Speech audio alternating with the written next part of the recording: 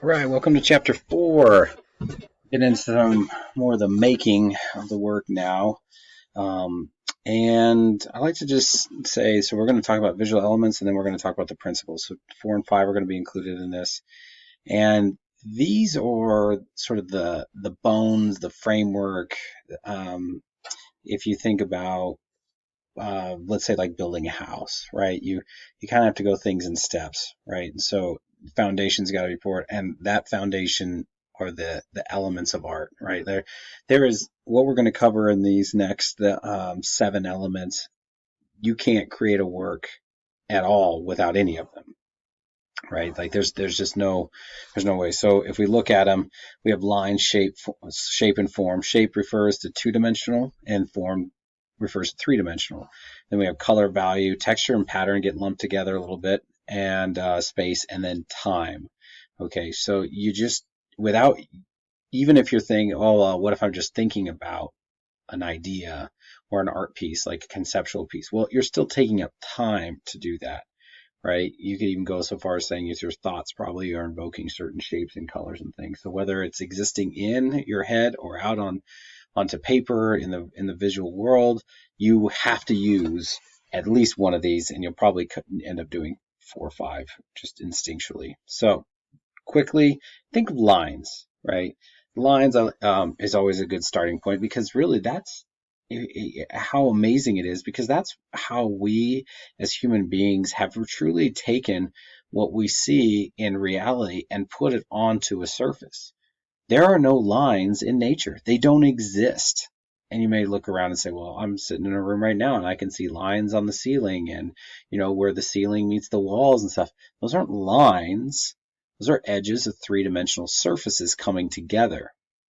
A line, a flat two-dimensional line, right, is always drawn on, right? It's applied to the surface. But in a natural object, we're talking about a three-dimensional world, right? Lines don't exist because there's always something still. There's more there than just that edge, right? There's a thickness to there, and nothing is just made of one single solitary line. So that's what I mean by they don't exist in nature. And the types of lines, there's tons of types of lines, right? I just listed a few here. Contour lines, like the outside edge, or directional lines, or implied lines. The implied line would be like the dashing here, where you get a sense of a line, but it's not fully there, right? You could even have an implied line when we think about there's actually 2 points between the 2 peaks right here. There's technically an implied line that's going between those two. Mathematically, we define a line as any 2 points. If you can also think of a line as if you take your writing utensil and make a mark and extend that mark, right? It's an extended dot, right? It's a series of dots, right? There's a lot of ways that we can define lines, but without them, we wouldn't even have the written language. We wouldn't have imagery, right? It's a pretty important element to us. So let's look at a work, right? Using just contour line. Okay, love this piece. Not only do we have sort of the loop and the motion right there in the center of the piece of the rodeo rider, but there's no values here added to the people. Now there's some lighter drawing back here. This is done in a lighter, I guess you could say it's a lighter value than the other, but it's not shaded. Like we are not trying to show a realistic side or even a light source. So that's what I mean by value. And here we just have a bunch of contour lines, a bunch of outside edges, right?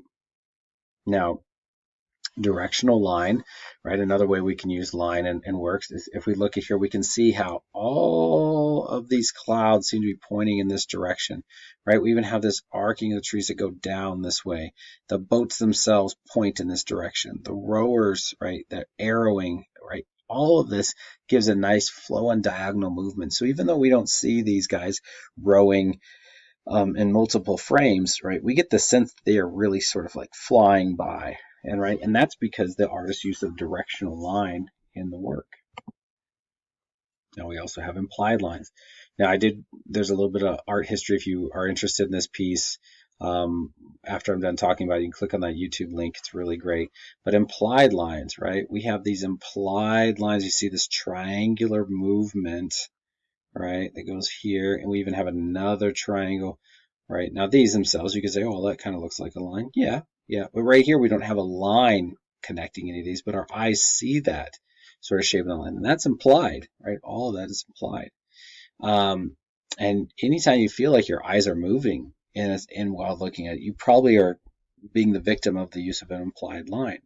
Now, this piece is called The Raft of the Medusa, and it is based on a true story of human events where a ship captain who was kind of negligent ended up uh, being tossed in a storm, and those that survived, you know, lived basically on this raft, right, a makeshift that they'd put together, and over the next, I think they were,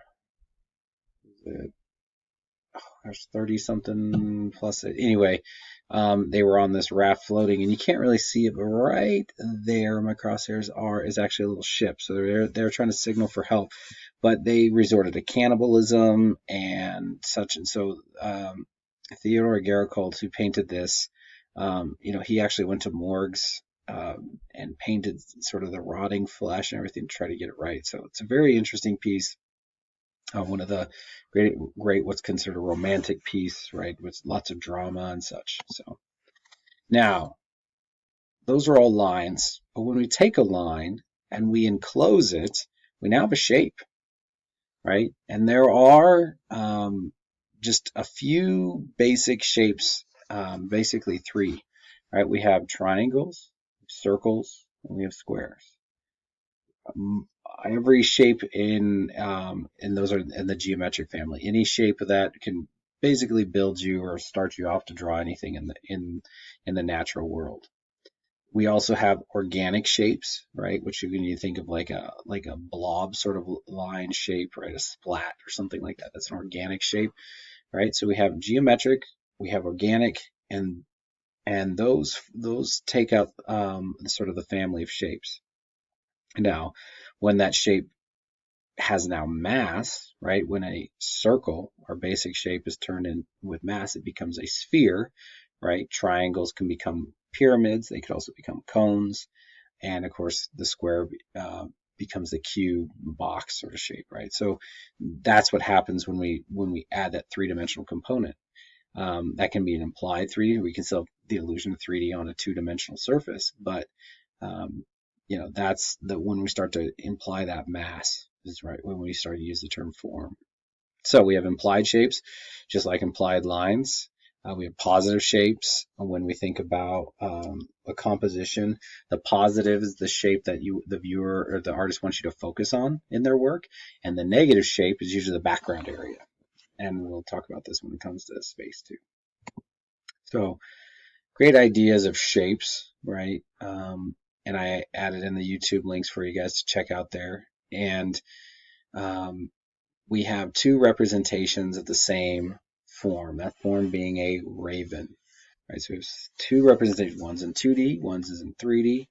The one on the left is talking about how man was created and sort of the mythical traditions in the Northwest Coast culture. And then on the right-hand side, we have another reference to the raven, and also in sort of a spiritual sense. But I do forget the tribe that she is from. But what we're seeing here are two ways that artists use a common shape and a common form, being the raven, right, and how they use that to completely talk about two totally different ideas, two different contents, but looking at them through the same contextual lens. Now, value, right? This is the difference of light and dark in a piece. In Italian, they use the word chiaroscuro, meaning light and dark. And we really only have a few ways that we create values when we're talking about just drawing and such. Photography is the capturing of light, so that's a whole other beast. But if you're drawing, you're making marks, there's really just a few ways of creating values on the page. And so we have four spheres represented here, all using pencil or known as graphite. And we have a hatching method, right? And when you look at that hatching method, we see the same directional lines again and again and again. And where either the artist is pressing harder, or maybe they're even going over again in that same direction, right? It creates that darker tone. Now, in contrast to that, we have cross-hatching, and it's very easy to see that instead of going one direction, now we're using two, and by going over in a different direction, not only are we closing up the gaps of that white paper showing through, but we're also able to make it thinner, and by adding more layers, create more value. Stumping, also known as blending, that's where you put down some material on the page and you smear it with your fingers. I'm sure we all have done this either inadvertently or not. You do it in your sketchbook all the time. And then lastly, stippling, which I kind of like to label as the annoying little sibling of shading techniques, because it usually is a bunch of tapping meticulously on a surface, and if you're sitting next to somebody doing any stippling, then you kind of get annoyed quickly.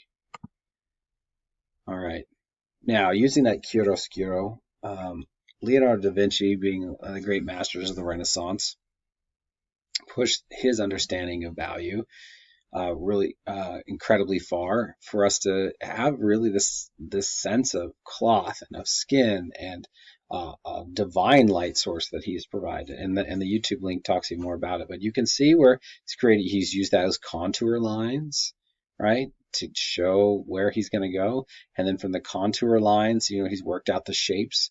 And once he's enclosed those shapes, now he can go in with value and start rendering. So if we look at the top, we can really see sort of a process where the artist has done the contour lines and then kind of goes back to the top of the piece and starts making sure all of his shapes, proportions look good, and then comes back up and starts with his values.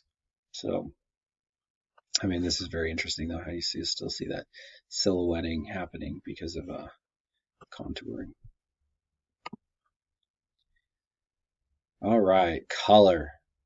Now, usually this is the element that everybody loves the most, and usually artists, really just dive in deep on color. But it takes a real understanding of color in order to control it on a page. In other words, you can end up getting some variations that you don't want. Now, we usually call this color theory, as we're studying color, and in theory, these mixtures and stuff should come out, but depending on what type of paint you're using, the pigment and saturation and such, it may not actually be practical in real life. So the color wheel is our basis for understanding color, and it's actually a fairly new way. You can imagine in the sort of the evolution of art and color theory and all that's happening, is that individuals, we didn't have a refinement of pigments, so we didn't have all the colors that were necessarily out there, and depending on your region, you may have more ochres and earth tones, where if you live by the ocean, you may have access to things like purple and such. So there's all these ideas about color that are coming out very culturally.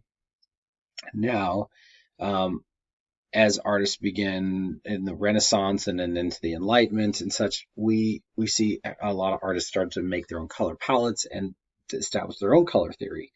But it wasn't until Isaac Newton, uses that prism and takes light and refracts it into its colors, and he, what we were taught in school is Roy G. Biv. Now, surprisingly, there's Roy G. Biv, when you think of that red, orange, yellow, blue, indigo, violet, and you look at that color wheel, there's no indigo. And that's actually a superstition of Newton, where he had to do everything in 7. So he actually added indigo in there, even though it is not there in the rainbow spectrum. And that was just a superstition of his, but it's stuck, and we still use it kind of to teach ourselves sort of the colors of the rainbow that way. But light, when it's broken down, we now had a system of color that was universal, right? Because light is color, right? And that, white light is the amalgamation of all color, right? Where black, when we have the absence of light, right, there's no color. So the color wheel itself then gets broken down, and some artists had previously drawn it very linear. Some drew it as sort of like a sphere, but Newton put it into a circle which combines and links together cold or cool and warm hues and colors, and allows us to see how they interact with one another, right? Because if you have red, and now we think of red and yellow and blue, those are our primary colors, meaning those are colors that cannot be mixed. They are true form. They are the starting points. They are just there, and we cannot make a red. We can make variations of red, but red itself cannot be mixed. Same with yellow and blue. So now if you take two of those primaries and you mix it together, you get a secondary. So of course we mix red and yellow and we get the orange, right? And you can look at this chart and say, okay, red and blue, violet, blue and yellow, green, and all that's pretty basic, and we know that. Now in between there is what's called the tertiary colors, right? And those are also known as intermediate colors, but that's when you mix a primary and a secondary. And we know it's been mixed because it's red-violet or blue-violet. The primary always gets listed first, and the secondary is listed second. So violet being the second, right, mixed with red is red-violet, violet mixed with blue, blue-violet. And and this is the basis of color. These are your colors. Excuse me. And somebody say, oh, well, where's brown on there? Well, is brown a color? Well, brown is a combination of colors, and it's a combination of complementary colors, meaning colors that are opposite each other on the color wheel. And you say, and you may want to add some more facts to this. And you say, well, how do we know that green is actually the complement of red? Well, one, we know because of color harmony and looking at it, that those colors go really well together. But if you want to have a trick, if you happen to have like a nice white piece of paper in front of you, take and color on that nice white piece of paper a red dot. Just color it in. Okay, and you can stare at that red dot for at least 30 seconds. Really stare at it. Let your mind just kind of go. Try not to blink. Stare at that. All right, and then move your eyes away from that to a blank piece of white paper. And if you stare at that blank white piece of paper, you will then start to see a green dot. So we know from there that the true complement of red is green.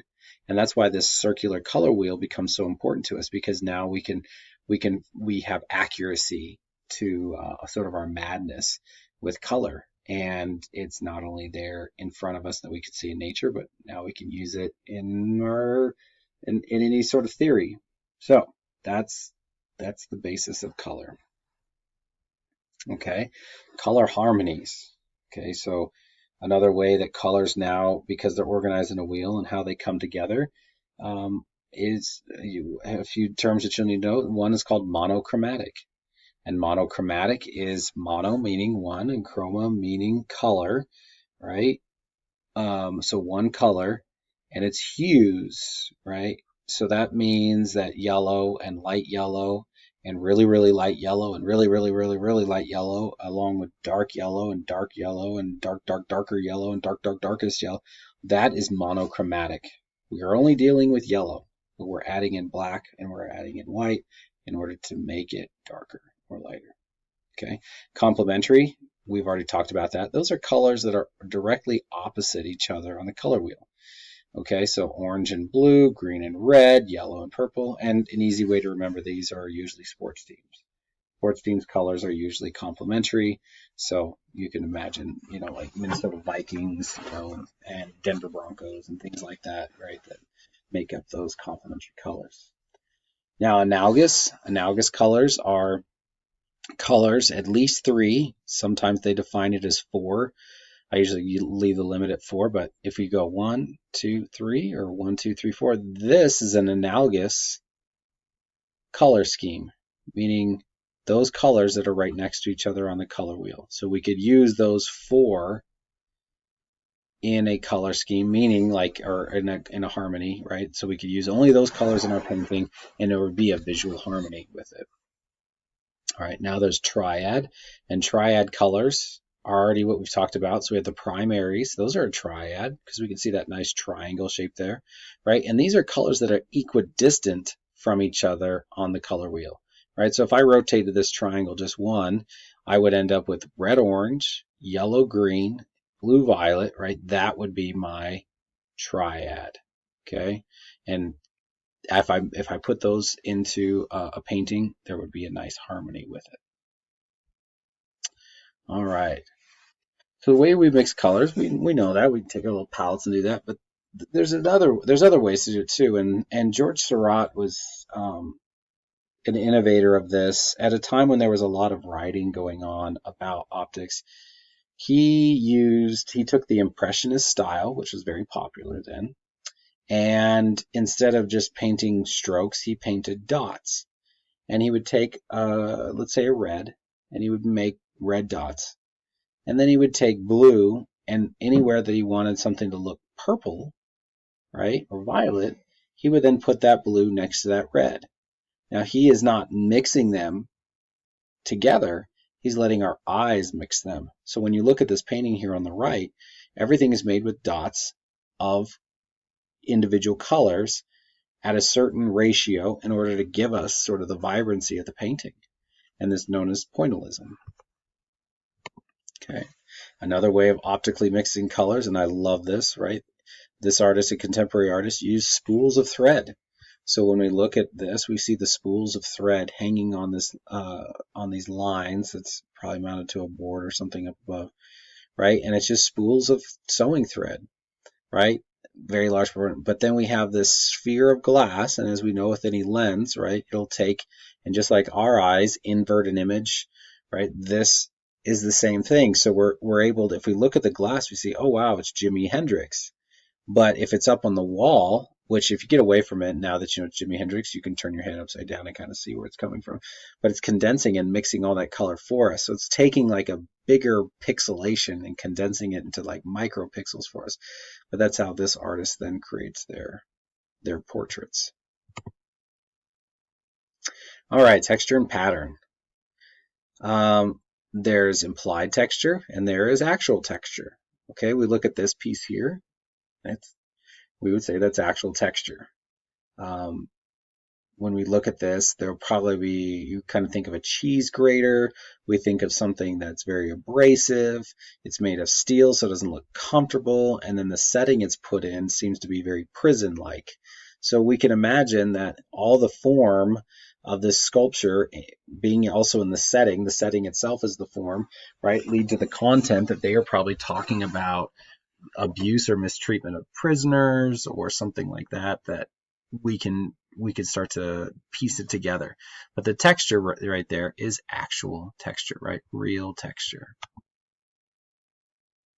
Now pattern is mixed with texture because usually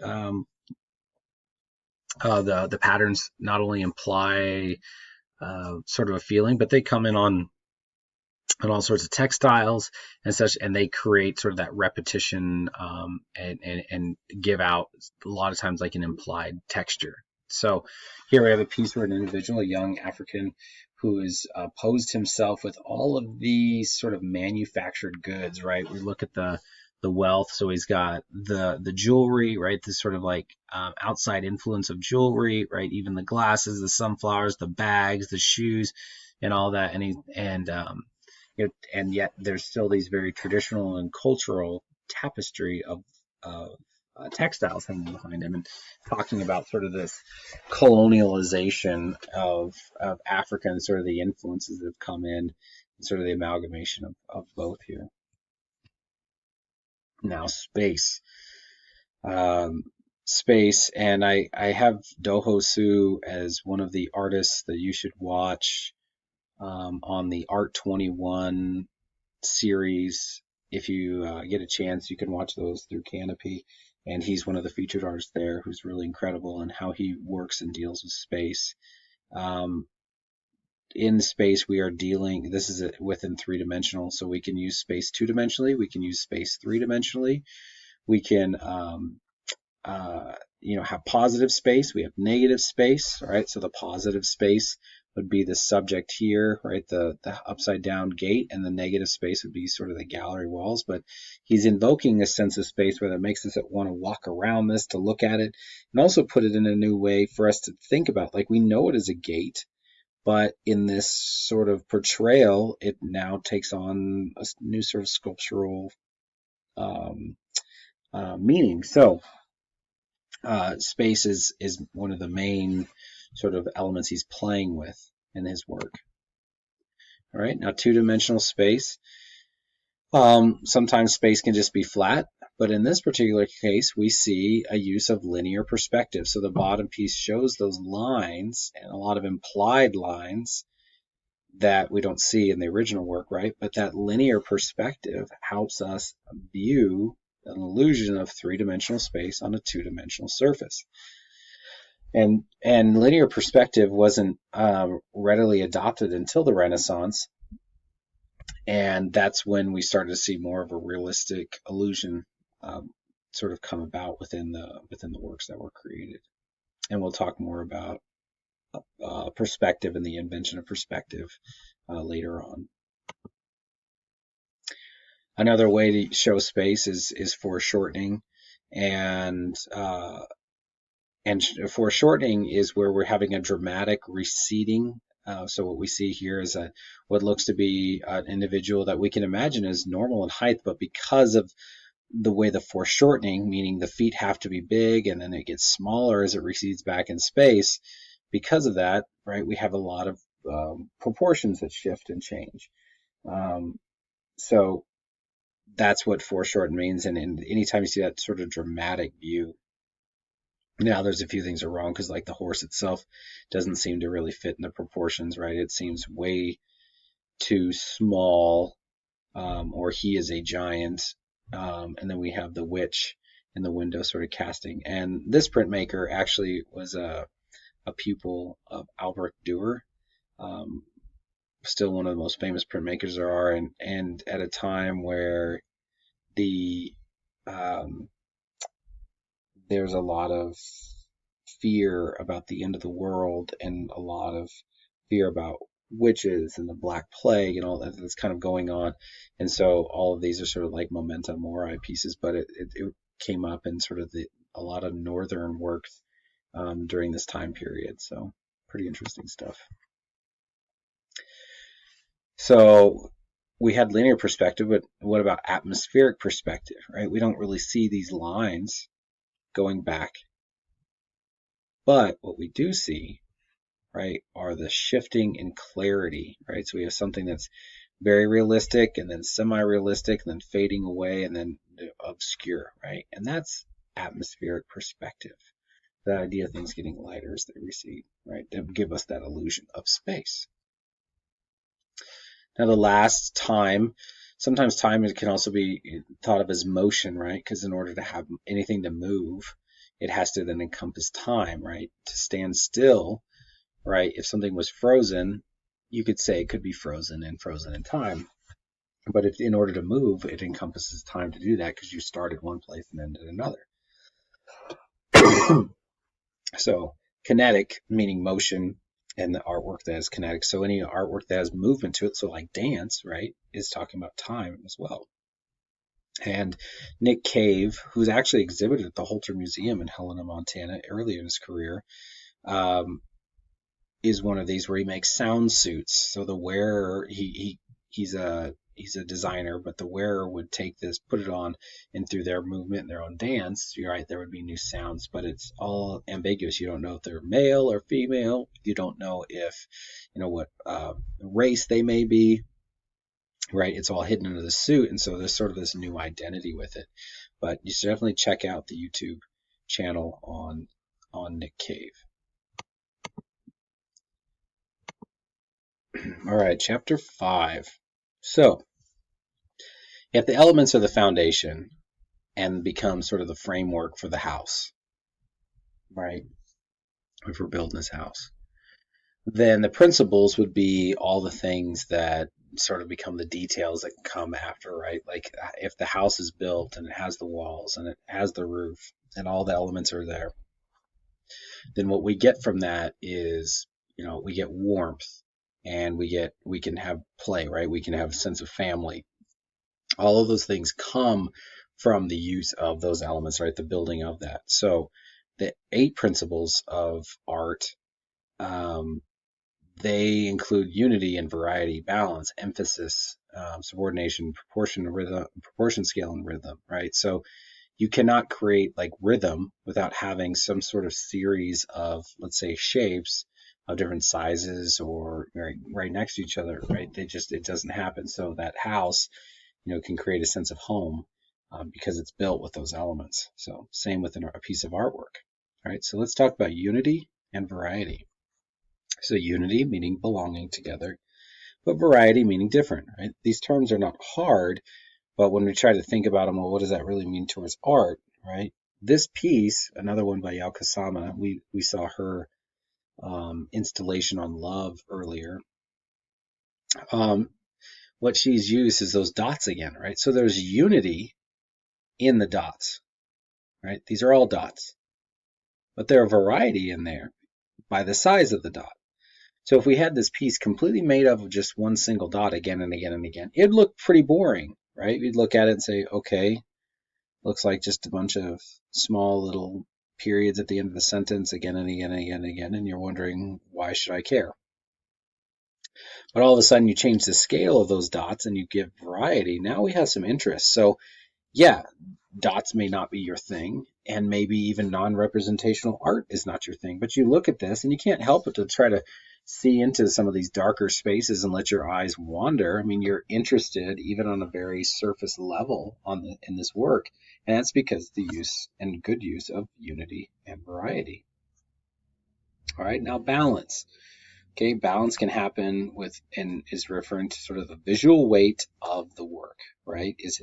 Does it feel solid? Is it teetering, right? And so when usually we think of something that's sort of solid in ways, it's symmetrical balance, right? When something's symmetrically balanced, like the work that we've seen here, and I even give you a little thumbnail, right? Everything seems to be mirrored on the other side, right? There seems to be this horizon that's cutting right through this piece and causing mirrors, so that's symmetrically balanced, right? If we took a human and divided them in half, right? They're symmetrically balanced the way they are, okay?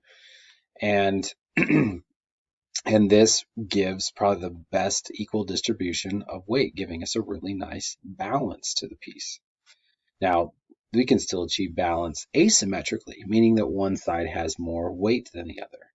And there's a couple links there on Gustav Klimt, one of film and then other specifically about the piece, right? And how he creates. So if you're really into Gustav Klimt, check those out. But we can see that visual weight on the right? This like heavy sense towards what in this case is life. But then on the other side, right, is death, right? This memento mori of like at any time he seems to be able just to reach over, right? So people that are huddled together and enjoying, right, at any moment could just be taken away. But we see that emphasizing, right, on the right with that bigger visual weight. Emphasis and subordination. Emphasis, right, to draw attention to.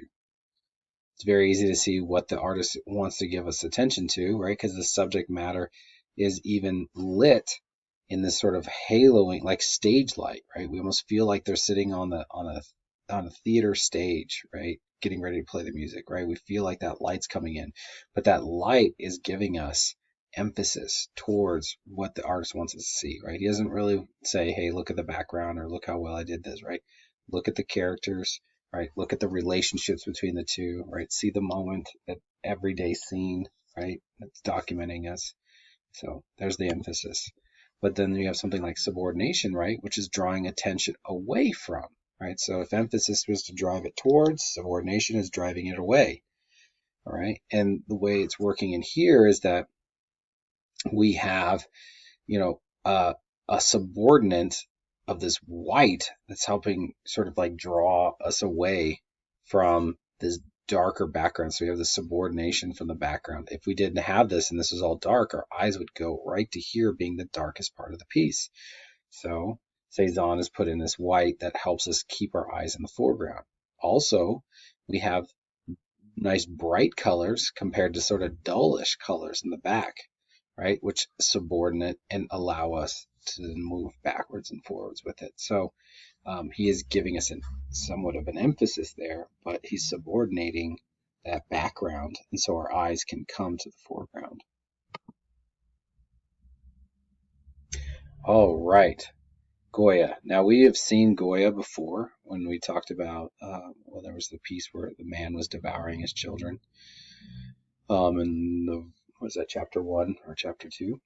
And um, when we talk about emphasis, right, this piece is probably the greatest example of emphasis because it immediately jumps out, right? That white shirt of the man who's in ways proclaiming his innocence. We feel that there's innocence there. He's in a crucifix sort of pose, and he's right in front of a firing squad, right? This called the execution, or the 3rd of May, was the second of a piece that followed what was the 2nd of May. The 2nd of May, there was a group of French troops, Napoleon's troops, that were attacked by Spanish sort of rebels because France had basically just claimed Spain as their own. And so, yeah, you would fight back. And so some French troops were killed on the 2nd of May. And so on the 3rd of May, in retaliation, the soldiers went and just gathered up a bunch of men from the village, the nearest village, and shot them. So this is a true event, and through the use of emphasis, right, we get to see that idea of innocence, and then what happened, the storytelling. All right, scale and proportion. All right, scale is the size in relation to and we think of like a basic unit of measure, right? Something that's very small. We think of ratio. I always used to build models, or even like Legos, right? They're that ratio of like a 1-to-1 sort of ratio, like what's its scale in relation to, or if you have train layouts, right? There's a scale to each of that, so everything can line up and scale to one another, right? The man can be in scale or proportion to the locomotive still, even though they're both really small. Right here, we see Claes Oldenburg taking this garden utensil and magnifying it, making it large, so that way when you walk by it, right, what was an ordinary object is now blown out of proportion. All right, proportion is usually the relationship, the parts of the whole. How things relate. Like if when you think of like the pencil in your hand needs to be a certain proportion to the hand in order for us to hold it properly. This drawing by Leonardo is sort of that idea of how human proportions can relate to one another. And in fact, he did this drawing on the basis of, can a religious place be created based off of the human proportion? So he's actually trying to mock up a temple, this time based off of human proportion. All right. Rhythm is based off of repetition, right? Think of a drum beat. Think of how that runs, okay? So if we repeat an object again and again and again, right, we can create a certain type of rhythm with it. Now, in this case, we have the way these fans are orientated give us an idea of that rhythm. Now, if they were all equally spaced, they were not overlapping, we would think of that's one note, just a right sort of note. But by moving them and overlapping them and changing their colors, changing the designs on them, right, we get more of an upbeat rhythm to this. Okay, we get several more notes being played. These principles you will be quizzed over, and so please know them. And thank you so much for tuning in to this chapter.